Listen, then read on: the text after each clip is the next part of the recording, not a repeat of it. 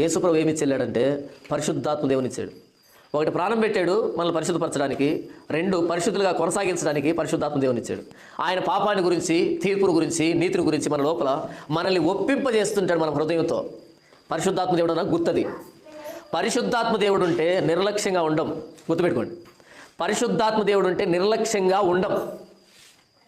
పరిశుద్ధాత్మ దేవుడు లేకుంటే నిర్లక్ష్యంగా ఉంటాం. భక్తి అన్నది పెద్ద విషయం కాదు, పరిశుద్ధత అనేది పెద్ద విషయం కాదు. పరిశుద్ధాత్మ దేవుడు ఉంటే అపరిశుద్ధత అన్నది అది సాగుకు సంబంధించింది, అంత భయంకరంగా అనిపిస్తుంది, తట్టుకోలేము, ఒప్పిస్తాడు లోపల.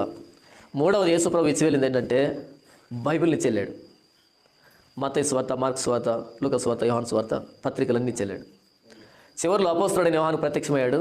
యోహాను నువ్వేం చూస్తున్నావో పుస్తకంలో రాసి ముద్రించు అన్నాడు. యోహాను నువ్వేం చూస్తున్నావో మొత్తం రాసి ముద్రించు అన్నాడు. ఎందుకు ఇచ్చాడు దేవుడు మనకి బైబిల్ని? ఎందుకు ఇచ్చాడు?